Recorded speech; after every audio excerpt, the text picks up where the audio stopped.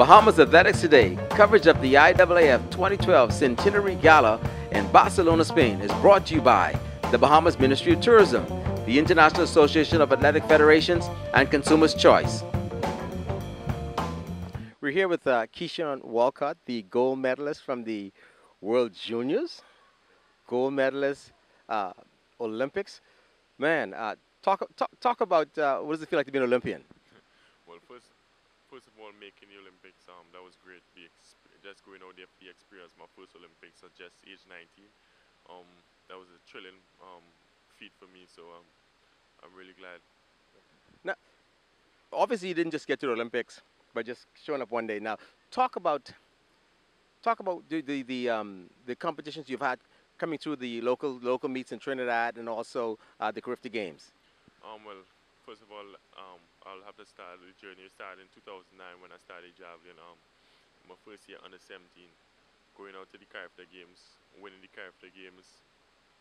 Following years like 2010, 2011, there were other games like Caribbean, the CSC Championship, the Pan Am Games. Going out there, winning most of the events, leading up to the World Juniors, won the World Juniors, then leading up to the Olympics, won the Olympics. Now, why the javelin? Was that always your event, or you just kind of just evolved? Yeah, I actually just kind of fell into it in 2009. My my brother was in track and field before me. He does the triple jump, so I was a little inspired by him going into the track and field. So I went out there. I actually tried the triple jump for a little while, just knowing that he was doing it. So, but then actually one day I picked up the javelin, got out to a reasonable distance, realized that I had potential in the javelin. So after that, I stuck with it. Now, what's next in store for you now? Is it university? You still want to stay in Trinidad and Tobago? Yeah, I'm staying. My coach lives in Trinidad and Tobago. I'm not going to be changing any coach at the time because things are working out. I haven't started school. Most likely, I'll be starting school in January, right in Trinidad. Now, what would be your major? I'm not sure at the moment right now, but I'm falling more on the side of something in communication or something in business. Now, what is it like now to be in Barcelona among all the legends and also the current young up and coming athletes like yourself? Talk about your experience here in Barcelona. No, well, just being back here after the Juniors is a great feat. Here with, yeah, as you say, the legends. Just looking up to each and everybody. The experience going to be great. Hopefully, I'll meet and chat with some of the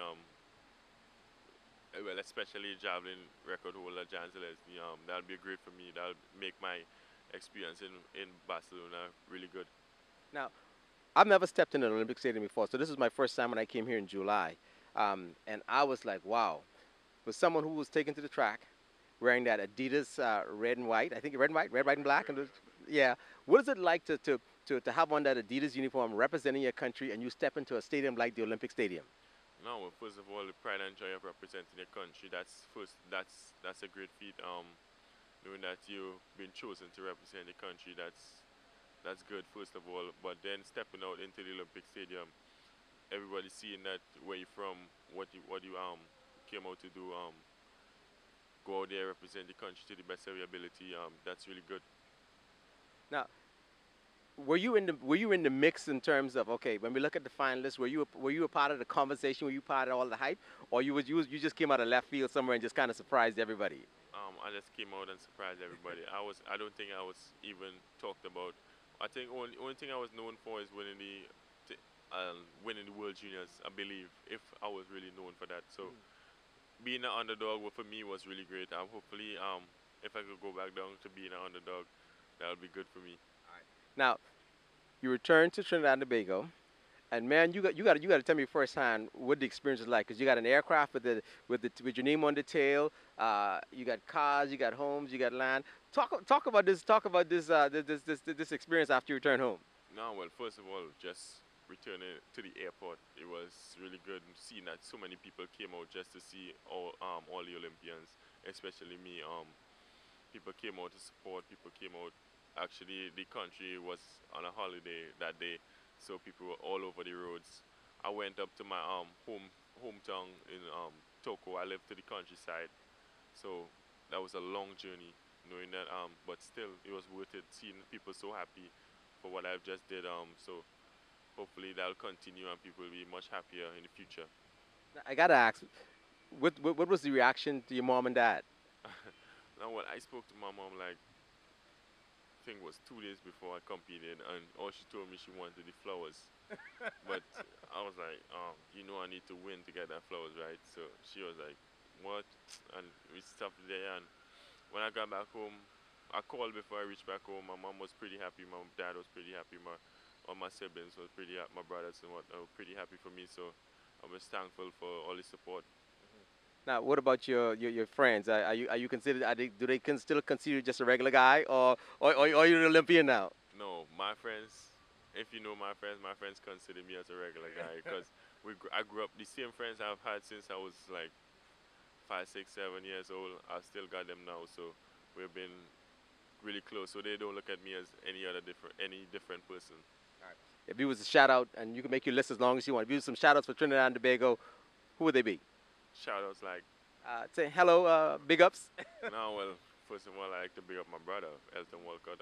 He been doing his thing right now. He's in school in Texas, training. Hopefully next year we'll be competing together back out there on the circuit. I can big up my partners like Jamal Paul, Brendan Alexander, Carlos Walcott, my cousin,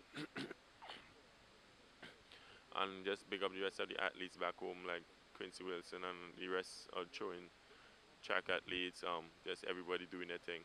Yeah, this is Keshorn Walcott. I'm in Barcelona, Spain.